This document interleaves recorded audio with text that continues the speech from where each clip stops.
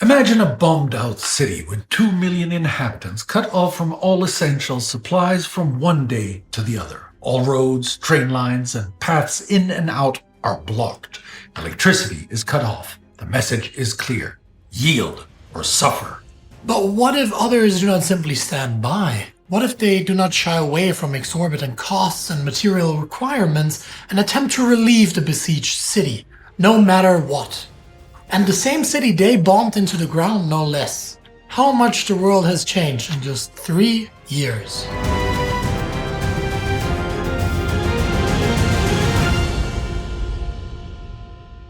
Welcome to Season 1 of TimeGhost Cold War coverage in our series War to War, where we follow the wars that wouldn't end within a Cold World War, the beginning of the digital age, the atomic age, and space age. When we began to replicate our minds electronically, gained the power to end our very existence as a species, and discovered that we could truly reach for the stars. I am Sebastian Brandstetter.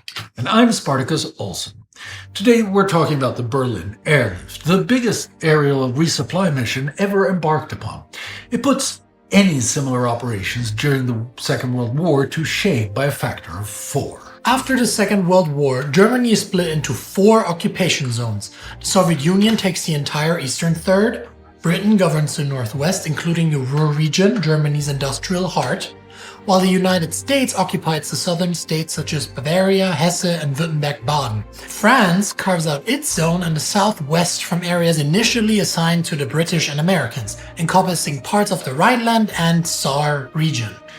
Berlin itself, lying about 180 kilometers inside the Soviet zone, is also divided 4 ways. The Soviets hold the eastern districts, the Americans control the southern part, the British manage the central west and north, and the French secure the far northwest corner. On paper, the Allied Control Council, ACC, oversees Germany collectively, whilst the Allied Kommandatura runs Berlin as a separate joint entity. Both the ACC and the Kommandatura rely on unanimity between the 4 powers to determine the future of Germany and Berlin. All of these arrangements are part of the unified approach to European occupation that the Allies agreed at the Potsdam Conference in July 1945. But each power has a different vision of what Germany should become. In early 1948, the Western Allies are moving fast to consolidate their zones economically. The British and American zones have already merged into Bizonia since January 1947, and now France is set to join them, forming what people are calling Trizonia. Despite that the Soviets themselves have repeatedly violated Potsdam, they argue that the attempted Trizone is a direct Western violation. They take issue with the planned economic union and upcoming currency reform and the inclusion of these zones in the Marshall Plan, the US economic recovery program for Europe.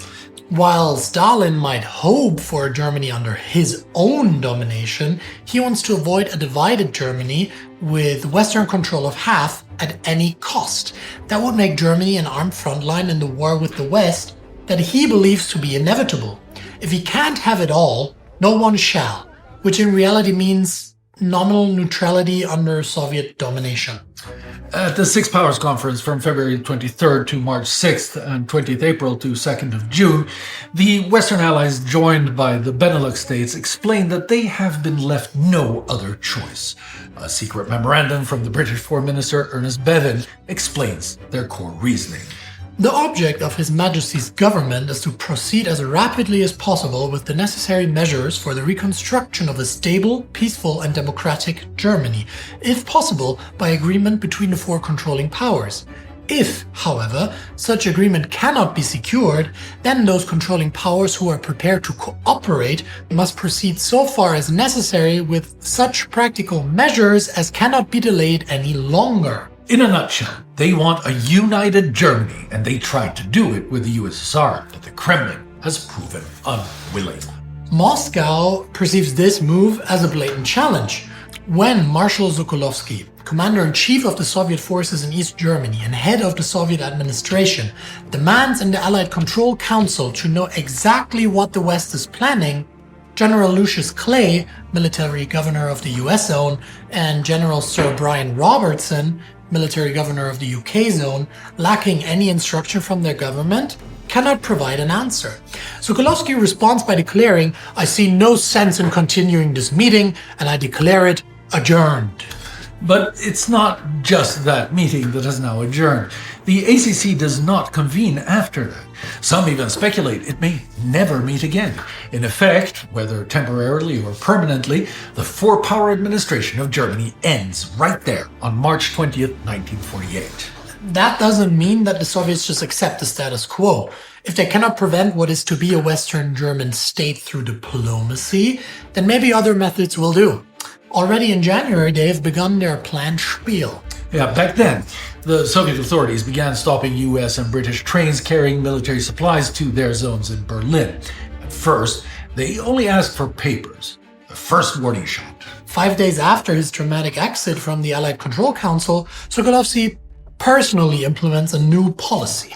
He tightens restrictions on Western military and passenger traffic between Western and occupation zones and Berlin, requiring explicit Soviet approval for cargo leaving Berlin by rail from April 1st, effectively placing Moscow in control of the city's trade, and all US military cargo shipments to Berlin are blocked.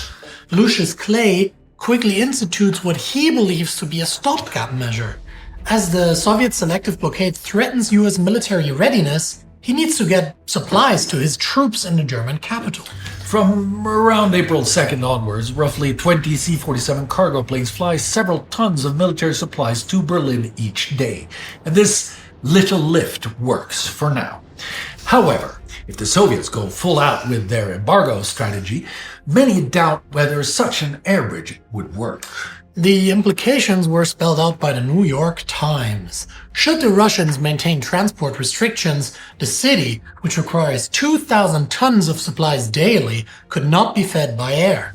In that case, a Western ally's decision to leave could be explained as a diplomatic sacrifice in the interest of the Germans. And that is precisely the escalation the Soviets want. They are willing to go as far as to force the Western powers to choose. Abandon Berlin or abandon the West German state. Why would that work? Well, in essence, the Soviets rightfully see Berlin as the Achilles heel of the Western powers' position in Germany. They believe that the former German capital holds too much symbolic value for the Western powers to simply abandon it. And, like the New York Times, the Soviets think supplying the city over the air is ultimately a doomed endeavor. Tensions continue to run high. Then, on June 16th, just like in the ACC a couple of months before, the Soviet representatives abandoned the Kommandatura, another warning shot. 6 days later, on the 22nd, the Soviets make an additional threat. Should the Western powers attempt to bring their new West German currency to Berlin, there will be economic and administrative sanctions which will ensure that only one currency will circulate in Berlin, the currency of the Soviet zone. Yet another warning shot, and perhaps this time it is the last one. June 24th, 1948, Soviet authorities suddenly sever all land and water routes to the western sectors of Berlin. They halt barge traffic, barricade access roads, and cut the power supply, effectively isolating more than 2 million people overnight. Officially, they cite technical difficulties, a fairy tale the Western powers do not believe. Mayor-elect Ernst Reuter quickly meets with Clay. Reuter vows that Berliners will make the necessary sacrifices, yet he, like the Soviets and the New York Times, also questions if it's even possible to feed an entire city by air. Clay, for his part, is rattled. He's been bracing for a possible confrontation, but not a full-scale blockade. He proposes sending armed convoys up the Autobahn to test the Soviets. General Robertson warns, that'll be war, pure and simple. Robertson counters with a different idea. Supply Berlin from the sky. But Clay has some doubts. I may be the craziest man in the world, but I'm going to try the experiment of feeding this city by air. This is far removed from the little lift that we've seen already. The US doesn't only need to consider supplying its troops, but 2 million civilians, and not only with food, but also with coal for heat and electricity. Together, Berlin needs roughly 5,000 tons of cargo per day, 2,000 in supplies like food, and 3,000 in coal and other fuels. Within 48 hours, Washington and London scramble to back play. President Truman orders every available resource diverted to the airlift. British Prime Minister Attlee and Foreign Secretary Bevin likewise dig in, echoing that abandoning Berlin is not an option. And so, with rails blocked, roads cut, and tensions at breaking point, the Allies bet everything on the skies. Planes roar in from Frankfurt, Wiesbaden, and Wunstorf. The Americans call it Operation Vittles, the British plain fare. Vittles? As in food and sustenance? Props for pronouncing it right, Sebastian. What? Yeah, knowing that the C is silent. What C? There's no C in Vittles. Exactly. Anyway, on June 26th, the first US C-47s take off. 2 days later, the RAF, the Royal Air Force, flights begin as well, ferrying cargo from Wunstorf to Gatow. Soon, British and American C-47s, DC-4 Skymasters, and many other planes make runs back and forth non-stop. They're restricted to 3 narrow air corridors, each about 20 miles wide, established for the Western Allies after the war. There's a northern corridor to Hamburg, a central one to Hanover, and a southern approach from Frankfurt. This is also why the airlift can work in the first place, although Stalin and the USSR insist that there are no fixed provisions in any treaty or declaration allowing the Western powers access to Berlin via land or water.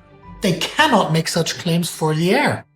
To avoid collisions, the Allies adopt a circular route system. Americans typically fly in through the southern Frankfurt corridor and exit via the British-controlled northern route to Hamburg. At the same time, the RAF does the reverse, coming in through the northern corridor and leaving through the southern one. This circular pattern helps keep the skies orderly, but the Soviets still run close buzzing flights and stage anti-aircraft drills near the corridors. Yet, the Allies simply keep coming, with radio beacons guiding them into Tempelhof, Gatow, and soon, the newly built Tegel in the French sector. During the first weeks of July, Berliners remain anxious, rationing what little they have. But seeing these planes land sparks renewed hope. Families bring flowers to the crews, children cheer at the roaring engines, proof they're not forgotten. In the first days, the airlift manages around 80 tons of supply per day. In the second week, it's 910. By July, the average daily tonnage is just north of 2,000 tons. On the 28th of that month, General William Henry Tunner is put in charge on the U.S. side. He has overseen the largest air supply mission so far, so he is the perfect man for the job. But the Western Allies do not just play defense. They also go on the offense. Just days after the airlift begins operation, a counter-blockade is instituted. They halt all rail traffic from West Germany into the Soviet zone and embargo critical exports like Ruhr coal and steel. They also cut off food, medicine, and other vital goods, intensifying economic pressure on East Germany and challenging the Soviets to sustain their own blockade. As the airlift develops, there's a new twist: the candy bombers. It also begins in July when Lieutenant Gale Halverson, an American pilot, chats with a group of Berlin children at Tempelhof. After he gives them some Wrigley's gum, they do not argue or fight. Instead, they share the gum. Halverson is so touched by these children, who, during their lifetime, known only war and suffering, that he promises them a surprise. But how will we know it's you, they ask. Halverson replies, "I'll wiggle my wings when I land," and that's how he gets his nickname Uncle Wiggly Wings. And he stays true to his promise. He wiggles his plane's wings on the following approach and drops tiny parachutes made from handkerchiefs, each carrying chocolate and chewing gum. It's just a personal gesture at first. Halverson doesn't even ask his commanding officer. But within days, word spreads about the plane that wiggled its wings. And other pilots start doing the same. By late July, Halverson's little idea turns into Operation Little Vittles. Crews throughout the airlift donate candy. Pretty soon, official brass takes note. General Tunner initially worries it might distract from the main mission, but then he sees the enormous goodwill it's generating. Berlin's kids are ecstatic after years of deprivation. Many of them have never even tried chocolate or candy. In a twist of what could be seen as ironic redemption, some of the very pilots that only recently dropped bombs on Berlin now bring the kids sweets. And these kids soon call the flights Rosinenbomber, raisin bombers. Some children even write letters or mark street corners or rooftops where pilots can drop sweets. It's just a few bars of chocolate at a time, but the message lands bigger than any supply crate. We care. The US and Britain, the newspapers run front-page stories. American school children send care packages by the boxload. Candy manufacturers ship entire pallets of chocolate for the tiny parachutes. The British also run similar goodwill drops, though on a smaller scale, delighting Berlin families around Christmas time. Soviet propaganda tries to frame it as a capitalist trick, mainly complaining about any drops that drift into East Berlin. They file official protests, claiming it violates agreements against propaganda. By September, the airlift is running at high capacity, thousands of flights each week, every day, around the clock. Yet the Allies still need to ramp up deliveries to match Berlin's needs. Between September and October, we see a massive jump in daily tonnage. In August, 75 C-54 Skymasters arrive for the US Air Force, and they're bigger than the C-47. That puts the total operational strength of Vittles close to 200 planes.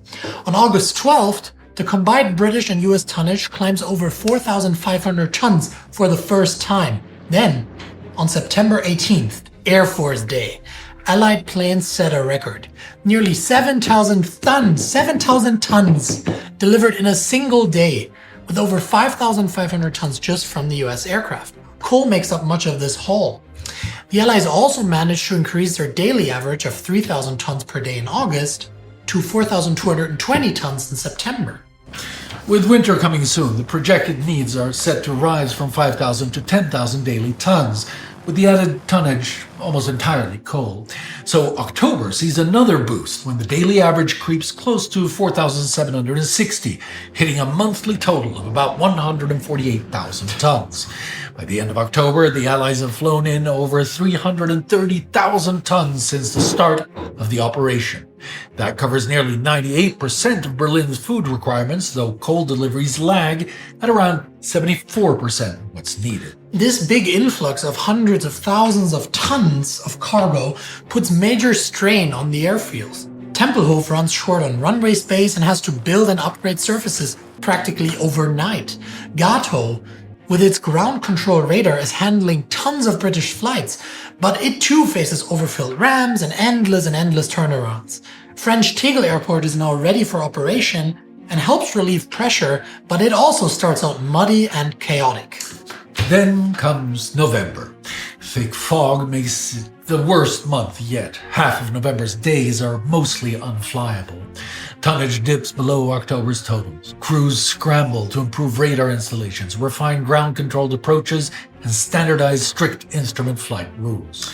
But then, December brings better weather than expected. And January 1949 is even milder, letting the Americans and British push daily tonnages above pre-blockade consumption for certain stretches.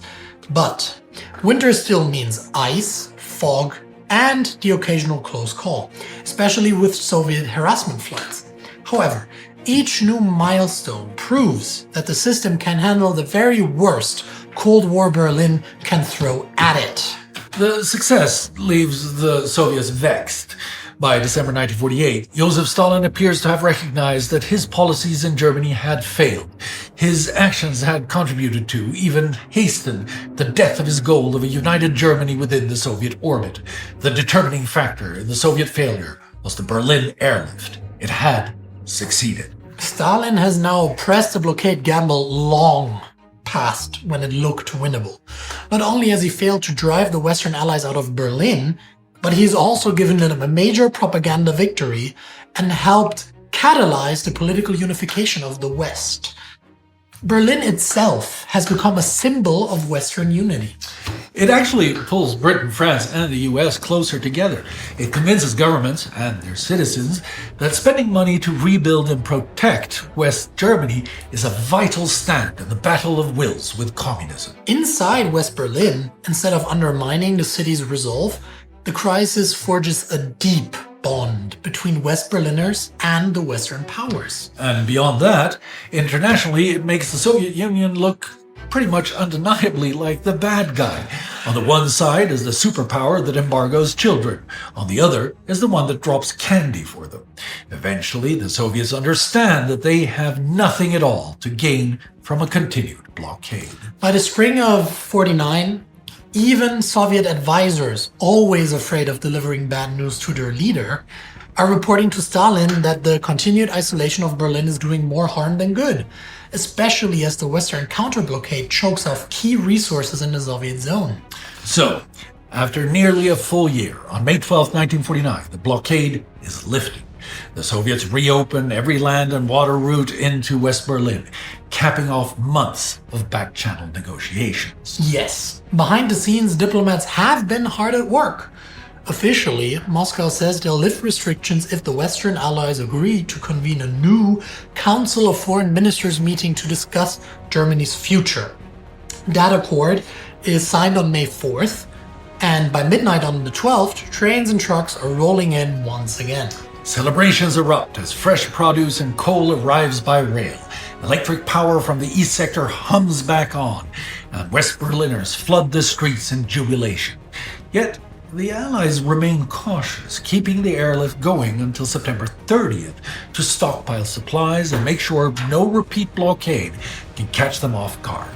In total, right, the Berlin Airlift delivers somewhere around 2.3 million tons to the city, with over 1.7 million coming from the US and roughly 550,000 from the UK. That cargo comes through 189,960 flights by the US Air Force and 65,860 by the Royal Air Force. Over 100 million gallons were used to fuel these planes. Throughout the operation, 25 aircraft crash and 101 lives are lost to these crashes and accidents on the ground. The monetary value of the operation is hard to pinpoint, but by some estimates, it is close to $500 million in 1948 money. That's round about 6.5 to 7 billion in 2025 purchase power. You could buy over 550 million military MRE rations, enough to feed all of NATO's soldiers for over a year and a half. Wow. Just to put that into perspective, Operation Hump was the largest aerial supply mission of the Second World War. Allied pilots undertook perilous flights over the eastern Himalayas from India to China, delivering crucial supplies to Chinese forces after Japan cut off the Burma Road. Over roughly 3.5 years, under the leadership of General Tunner, the operation delivered a total of 650,000 tons of cargo. Now, Tunner outdoes his previous achievement by several levels of magnitude. The Berlin Airlift exceeds that 650,000 tons in just around 6 or 7 months. And since then, it is, unquestionably, the largest aerial supply mission in human history, period. And not by a narrow margin either. The Berlin Airlift outdoes the Hump by a factor of 4, while running less than a third of the time. And US General Tunner can now accurately claim that he orchestrated the 2 biggest such missions in the history of the world. It's also a beacon of hope. This time, planes did not fly bombs and instruments of death. Their purpose was not vanquishing the enemy, but rather feeding the starving and warming the freezing. A shared commitment to 2 million civilians to not, again, put them at the mercy of a brutal dictator, outdoes anything done to kill the enemy.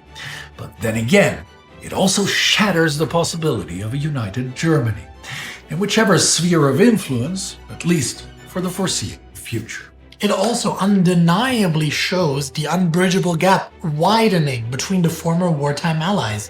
It is almost set in stone that a West German state, aligned with the Western powers, will serve as the front line in a new conflict. This new front line will bisect Germany and threaten to separate families and friends. The Soviets have shown what they are capable of and how vulnerable Western Berlin is.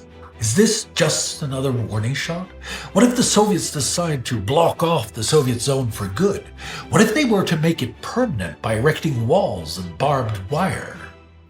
To find out, stay tuned here on War to War on the TimeGhost channel, where we cover the events that brought humanity to the brink of destruction while also enabling us to reach for the stars.